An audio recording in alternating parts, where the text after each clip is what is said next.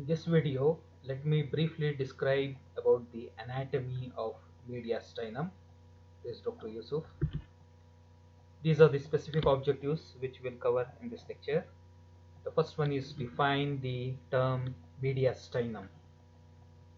The second is outline the boundaries and subdivisions of the mediastinum. The third is describe the superior mediastinum and identify the structures which are present within it. Fourth is explain the importance of angle of Lewis. Fifth is describe the posterior mediastinum and identify the structures which are present within it. The sixth is list the structures in the anterior as well as the middle mediastinum. The seventh is outline the lymphatic drainage of the mediastinum. So let's begin. First, we'll try to understand what exactly is the mediastinum. So it is defined as the median septum of the thoracic cavity between the two lungs. If you see here, so this is the region which is called as mediastinum, and this region is between the two lungs. If you take a cross section, this is the picture showing you to explain in a better fashion what exactly is the mediastinum. So this structure which is shown in green color, this region is called as mediastinum. So this is the region between the two lungs. These are the sections of the lungs, and in between the lungs, this region which is present in between the lungs, this is called as the mediastinum. So it is a median septum because it is present in the center. So it is in the median septum like structure which is separating the two lungs of the thoracic cavity between the two lungs. So this is the region called as mediastinum. Boundaries. Anteriorly, we have the sternum. As you can see, this is the sternum which will be present in the front as the anterior structure. Posteriorly, we have the vertebrae, the whole of the vertebrae, especially the thoracic vertebrae. And superiorly, we have the thoracic inlet. If you see here, the inlet of the thorax. So this thoracic inlet will be the superior boundary. Inferiorly, we will have the diaphragm here, which separates the thoracic contents from that of the abdominal contents. So here will be the dooms of the diaphragm which will be present. And on the sides, as you can see, the mediastinal pleura as well as the lungs themselves. So the lungs as well as their covering, that is the pleura, especially the mediastinal pleura, the pleura which is on the side of the mediastinum, that will be called as the mediastinal pleura. So this region is the mediastinum, and we know the boundaries. Anteriorly we have the sternum, posteriorly we have the vertebrae, on the sides we have the mediastinal pleura and the lungs, superiorly we have the thoracic inlet, and inferiorly we have the dooms of the diaphragm. So this, especially not the dooms, the central tendon of the diaphragm will be mainly forming the inferior boundary for the mediastinum. So here again you can see this region where the heart and its contents are present. That region will be called as the mediastinum. Now coming to the angle of Lewis. What is this angle of Lewis? Okay, it is also called as the sternal angle. So this is the angulation. So it is an angulation at the junction of the manibrum sterni and the body of the sternum. So this is the manibrum sterni, and this is the body of the sternum. The junction between the manibrum sterni and the body of the sternum, this is at an angle. The junction of the manibrum and the body of the sternum are at an angle. So, and it is very prominent. You can even feel on the chest wall. If you try to feel it, you can feel it. So that angle is called as angulation, is called as the sternal angle. The joint is called as the manibro-sternal joint. So the junction between the manibrum and the sternum, the joint is called as the manibro or manibrio-sternal joint. Okay. So what is the importance of this angle of Lewis or the sternal angle? So as we know, it is the angulation between the manibrum and sternum. What is the importance clinically? If you draw an imaginary horizontal line passing through the angle of Lewis in front and the body of the fourth thoracic vertebra posteriorly, dividing the mediastinum into a superior mediastinum above and the inferior mediastinum. So if you draw a horizontal line passing through the angle of Lewis, an imaginary line, or if you imagine a line from the angle of Lewis horizontally passing through the fourth thoracic vertebra, the body of the fourth thoracic vertebra. So if you can see, here is the first, second, third, and the fourth thoracic vertebra. So if you draw this line passing through the angle of Lewis and the fourth thoracic vertebra, this plane divide the mediastinal area, the manubrum, the mediastinum into two parts. The part which is above and behind the manubrum sterni, this region is called as the superior mediastinum, and the area below this whole region is called as the inferior mediastinum. So this imaginary line passing through the angle of Lewis horizontally will divide the whole of the mediastinum into a superior mediastinum as well as an inferior mediastinum. So that's the importance of this angle of Lewis. So this is very important point, as many changes are taking place at this angle of Lewis. Also clinically very important because many changes are taking place. So what are the changes which are taking place at this angle of Lewis, or the sternal angle? It marks the plane of separation of the superior and inferior mediastinum, as we saw. If you draw a horizontal line from here, so it marks the division between the superior mediastinum and the region below, which is called as the inferior mediastinum. Secondly, ascending aorta ends and the arch of aorta starts and ends, and the descending aorta begins at this level. So the ascending aorta, which begins from the left ventricle, ends here, and then it marks the beginning of the arch of aorta. So if you can see here, this is the arch of aorta.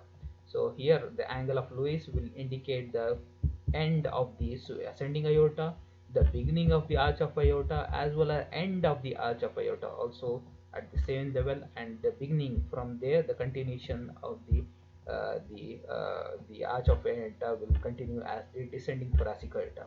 So it also marks the indication of the beginning of the descending thoracic aorta. So this point, angle of Lewis, is indicating the end of the ascending aorta, the beginning of the arch of aorta, the end of the arch of aorta, as well as beginning of the descending thoracic aorta.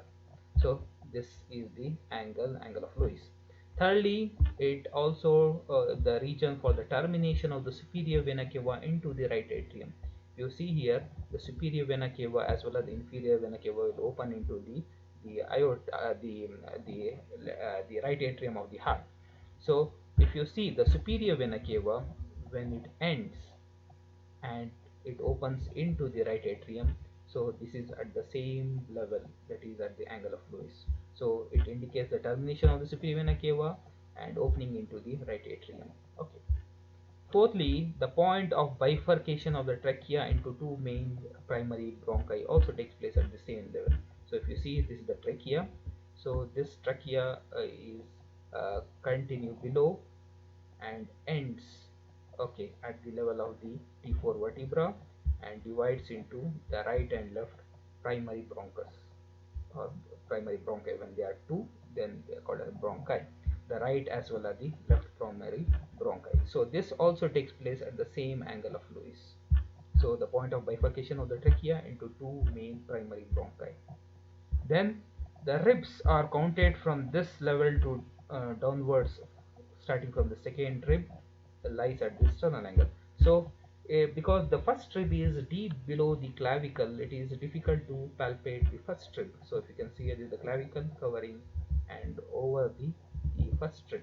So it is difficult to feel and start counting. If you want to count the ribs and the intercostal spaces, then you begin from the second rib. So how do you mark out the second rib? So this also, it is articulating at the angle of Lewis between the manubrum and the manubrum sterni as well as the body of the sternum. So this is the angle of Lewis. So this is the region where the second rib and its costal cartilage will be articulating here. So if you want to feel the ribs and count them, so you start always from the angle of Lewis. So you can easily feel the second rib. So these are some of the importance of the angle of Lewis. Okay, one is it indicates the division between the superior mediastinum as well as the inferior mediastinum. Secondly, the end of the ascending aorta, beginning of arch of aorta, end of the arch of aorta as well as the beginning of the descending thoracic aorta. Thirdly, it also ends the end of the superior vena cava and opening into the right atrium. Fourthly, it indicates the the point of bifurcation of the trachea into two primary bronchi. And fifthly, the ribs count can be felt here, the second rib. So it is easy to feel the ribs as well as the intercostal spaces from this region. Okay, so these are some of the importance of the angle of Lewis clinically. Then also the pulmonary trunk divides into two pulmonary arteries below this level. So even the pulmonary trunk, which is coming from the right ventricle, and divides into two pulmonary arteries at the same level, going and taking the deoxygenated blood to the right and the left lungs through the pulmonary arteries. So the division of the pulmonary trunk into two pulmonary arteries will be at the same level. The azygous vein arches over the roof of the right lung and opens into the superior vena cava. The azygous vein arches over the roof of the right lung and opens into the superior vena cava at the same level. Then the thoracic aorta, the azygous vein cannot be seen here. This is the hemiazygous, so azygous vein will be on the other side. So that will be also can be at the same level. The thoracic duct crosses from the right to the left side and reaches the left side at the level of the sternal angle. The thoracic duct, that is also seen, not seen here. So it will be also ascending straight on the right side. Then at this level it arches towards the left side and start ascending upwards. Okay, so that is also can be the thoracic duct from the right side deviating towards the left side at the same level. It marks the upper limit of the base of the heart. The base of the heart is posterior. As you know, the posterior wall of the heart will be called the base of the heart. This is the base of the heart. So this point also indicates the end of the base of the heart, upper limit. Then the cardiac plexus are situated at the same level. If you see here, there will be plexus of nerves. These are called as the cardiac plexus. Will be also situated at the same point. So these are some of the important clinical importance of the sternal angle. Now coming to the main divisions of the mediastinum. As we already saw, the mediastinum is divided by an imaginary line at the angle of Lewis, or the sternal angle. If you draw a horizontal line passing through the fourth thoracic vertebra, that region above that will be called as superior mediastinum. The area below that will be called as the inferior mediastinum. Again, the inferior mediastinum is divided into three parts: anterior mediastinum, middle, as well as the posterior. The region where the heart is present, as well as the heart and its pericardium, as well as the structure within them, this form the middle mediastinum. Whatever is present in front of the heart, that will be called as the anterior mediastinum. Whatever structures behind the heart, that will be called as the posterior mediastinum. So that region as well as the structure within them will be within the posterior mediastinum. So again, the posterior mediastinum is divided into the inferior mediastinum is divided into three parts: the anterior mediastinum, the middle mediastinum, as well as the posterior mediastinum. Now coming to the superior mediastinum. So what is the superior mediastinum? As we already saw, the area above the imaginary line drawn from the sternal angle or the angle of Lewis, that region, everything whatever is above, that will be called as the superior mediastinum. Now coming to the boundaries of this superior mediastinum. Anteriorly, as we know, so here this region is which is above the angle of Lewis, that whole region will be called as the superior mediastinum. Anteriorly we have the manubrium sternum, this form the anterior boundary. Posteriorly we have the upper four thoracic vertebrae. The first, second, third and fourth thoracic vertebrae will be forming the posterior boundary. Superiorly we have the plane of the thoracic inlet, this region, the above the region where the first rib is present. So this region, this will mark the end, the site of inlet of the thorax. So the imaginary line passing through so the plane of thoracic inlet will be from the first rib. So this region, whatever is this plane, if you imaginary plane drawn horizontally from the first strip of one side to the other side. That will be called as the plane of inlet. So that will form the plane of thoracic inlet. Inferiorly, we have, as we know, the imaginary plane passing through the sternal angle. That will be the the inferior boundary. And on the sides, we have the mediastinal pleura, the lung as well as the right and the left lung, as well as their pleuras, which are covering the mediastinal surface. So that will form the boundaries. Okay, so anteriorly we have the mediastinum sterni. Posteriorly we have the first four thoracic vertebrae. Superiorly we have the plane of the thoracic inlet. Inferiorly we have the imaginary and drawn from the angle of Lewis. This is the angle of Lewis. Okay, and on the sides we have the mediastinal pleura along with the lungs, the apex of the lungs. Now coming to the contents which are within the superior mediastinum. So what are the contents within this superior mediastinum? One is the muscles. Okay, so the origin of the sternohyoid, sternothorax, those are the inferior. There are muscles of the neck are divided into two types. Okay, one which are above the hyoid bone, those are called as the suprahyoid muscles, which are below the two, those are called as the infrahyoid muscles. So this sternohyoid as well as the sternothyroid are the muscles which are of the infrahyoid muscles, as well as the lower end of the longus colli. The second content is the arteries, the arch of aorta, as you can see here. Here also you can see this is the arch of the aorta. Here also you can see. So this is the ascending aorta, which terminates here at the angle of Lewis, and there is arch of the aorta. So the arch of aorta and its three branches, which are those: the brachiocephalic artery, the left common carotid, as well as the left subclavian. As you can see here, this is the brachiocephalic trunk. Then we have the left common carotid as well as the left subclavian. Subclavian, this is the left common carotid, and here we have the brachiocephalic artery or the brachiocephalic trunk. So these are the three arteries. Then we have the veins, the right and the left brachiocephalic veins. If you can see here, this is the right brachiocephalic vein, and here is the left brachiocephalic vein, which together joins together and drain, and they form the superior vena cava. Drain into the superior vena cava, or joining of these two veins will indicate the mark of the beginning of the superior vena cava. That is also present here. So the right and left brachiocephalic vein, as well as the upper half of the superior vena cava, even some part of the superior vena cava before it enters into the inferior mediastinum. So it will be present here, some part. So both the right and left brachiocephalic vein, as well as the superior vena cava, as well as the left superior intercostal veins. The intercostal veins, superior intercostal veins will be also there, which are not shown here. Then coming to the nerves, the vagus nerve. If you see here, this is the vagus nerve coming here. So the left vagus is shown here in this picture. The vagus nerve, the right and the left. The phrenic nerve, that is also not shown in this picture. Yeah, it is not shown. The phrenic nerve, which will be descending downwards and supplying the diaphragm. Then the cardiac nerves of both the sides. The cardiac nerves will be on either side, as well as the left recurrent laryngeal nerve. You see here, so this is the vagus nerve, and it gives a branch. This is called as the left recurrent laryngeal nerve.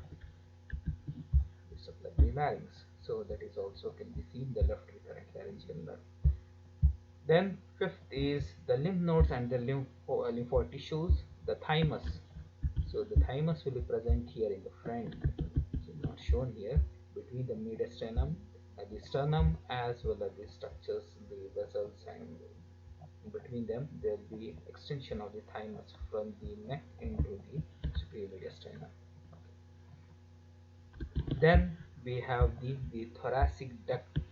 Thoracic duct will be also present here, which is not shown here in this picture.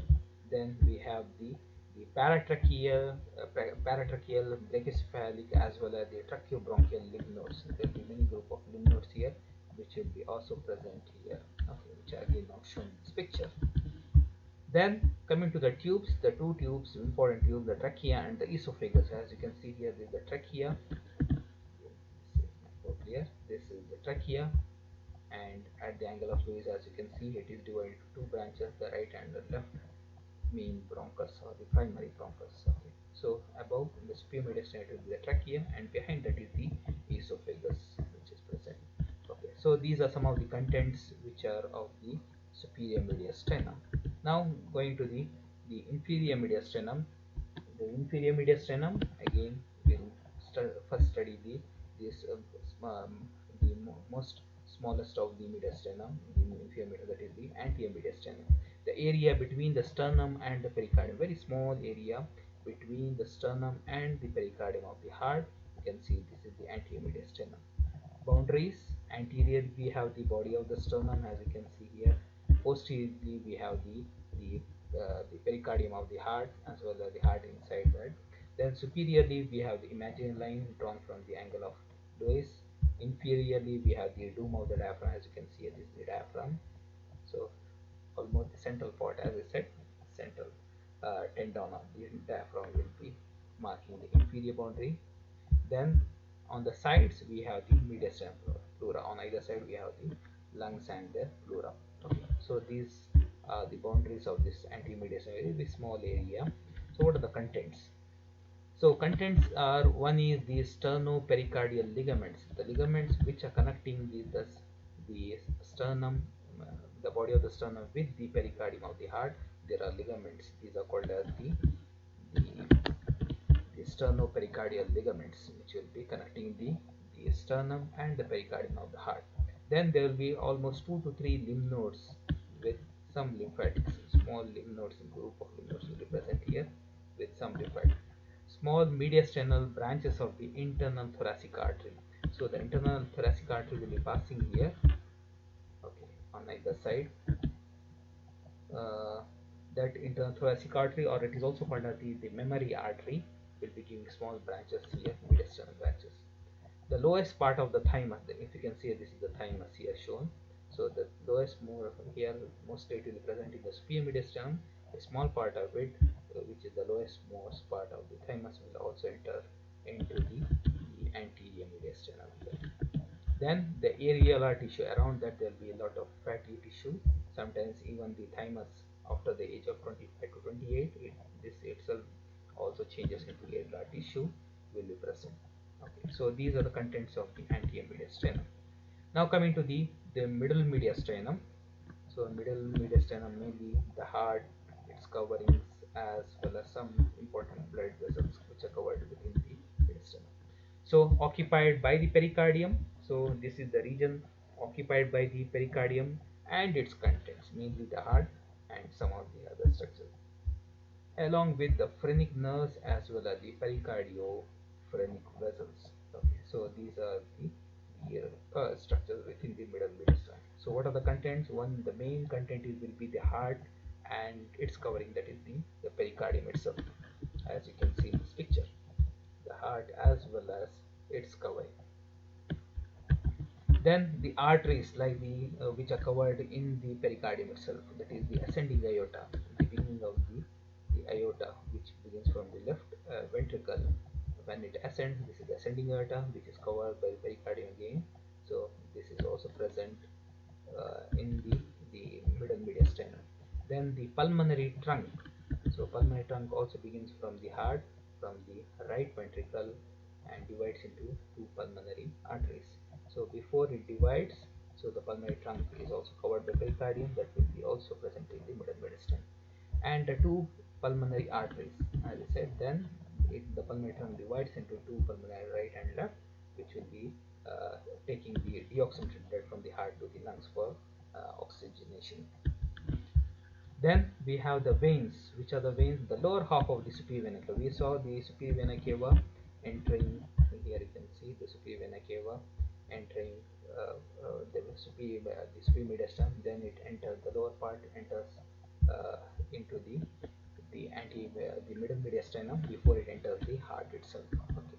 So the lower half of the superior vena cava before it opens into the heart, and this is also covered by the pericardium.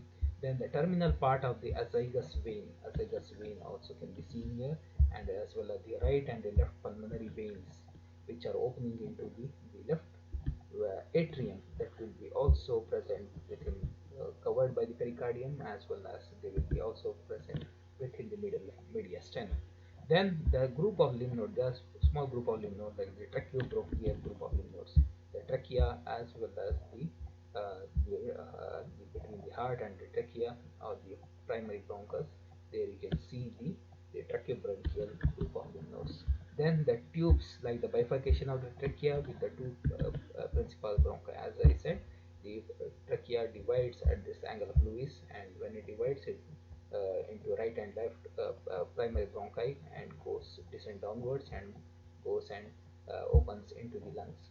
So these primary bronchi can be also seen in the middle mediastinum. So these are the contents of the middle mediastinum, mainly the heart and its pericardium, the arteries, ascending aorta, pulmonary trunk, as well as two pulmonary arteries, the veins, the lower half of the superior vena cava, the terminal part of the azygous vein, the right and the left pulmonary veins. Coming to the nerves, phrenic nerve, as well as the deep cardiac plexus around it. Then the lymph nodes, tracheobronchial group of lymph nodes and tubes. Those are the bifurcation of trachea with the two principal bronchi. Now coming to the posterior mediastinum. Posterior mediastinum is much larger compared to the anterior mediastinum. So the posterior mediastinum, which is behind the heart, this region here, behind the heart, this region is called as the posterior mediastinum. Anteriorly, the boundaries are the pericardium and the bifurcation of the trachea. As you can see here, the anterior boundary is the pericardium of the heart itself, as well as the bifurcation of the trachea. Here you can see this the tracheal bifurcation.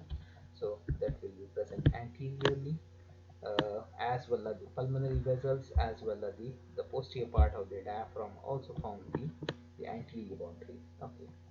Coming to the posterior boundary, it is formed by the lower 8 thoracic vertebrae with their intervertebral disc, as you can see here. So from the angle of Lewis, above here will be the upper four thoracic vertebrae. Below this will be the remaining 8 thoracic vertebrae, the 5th, 6th, 7th, 8th, 9th, 10th, 11th, and 12th thoracic vertebrae, as well as the intervertebral disc, these blue color structures, which are the intervertebral disc between the two vertebrae. So that will form the posterior boundary, and on the sides, as you know, it will be the mediastinal flora and the lungs themselves. So this region is called as this is the middle mediastinum, and behind that will be the posterior mediastinum. So what are the structures which are present within the posterior mediastinum? Very important structures are there. One is the arteries, which are those. One is the descending thoracic aorta, the large artery. As we saw, the arch of the aorta was in the superior mediastinum. Now when it descends downwards, so this is the descending thoracic aorta. Descending aorta is divided into two parts. One is the thoracic, as well as the abdominal. So this is the part which is present in the thorax. This is called a descending thoracic aorta. As well as it gives very important branches. So those branches will be also there. So here you can see the arch of the aorta, and this is the descending thoracic aorta. Okay. Then the veins like the azygous vein, as well as the hemiazygous vein. Azygous vein will be on this side, on the right side, and hemiazygous will be on the left side, as well as the accessory hemiazygous vein that will be also present. If I get the picture, I will show you.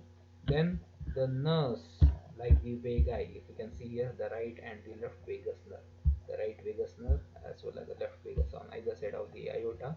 You can see these are the descending nerves here. These are the right and the left vagus nerve. The great and lesser, as well as the least splanchnic nerves can be also seen. The great, lesser, as well as the splanchnic nerves. Then the lymph nodes and the lymphatic, like the posterior mediastinum group of lymph nodes alongside with the aorta and the thoracic. Beside the aorta on either side, we can see many group of lymph nodes. These are called as the posterior mediastinum group of lymph nodes. As well as along with the aorta, there is also one more important tube which is passing, that is the esophagus. As you can see, this is the aorta, descending thoracic aorta, and beside that is the esophagus, very important tube. So these are some of the contents of the posterior mediastinum. So here you can see in this picture, you can see appreciate the azygous vein is the azygous vein, and on the left side we have the hemiazygous below, and this is the accessory hemiazygous vein. So all these veins can be also seen, and here you can see the posterior intercostal group of veins, posterior intercostal veins, which can be seen, and here you can see the nerves, different nerves which are present here. These are the sympathetic chain on either side, and here you can see the intercostal nerves. So all these are present in the posterior mediastinum, as well as the lymphatic drainage, especially as you can see here, this is the thoracic duct, which is, it begins from the abdomen as a dilated bag called as the cistula chyli and ascends upwards and then opens at the junction. So that's all, friends. So these are my references. Thank you very much. Hi friends, if you liked my video and if you want to see similar kind of videos in the future, subscribe to my channel as well as like the video. Press the bell icon so that you can get regular updates and you will be the first to get the updates. Then you can also comment as well as share this video with all your friends so that all can benefit from this. Thank you very much.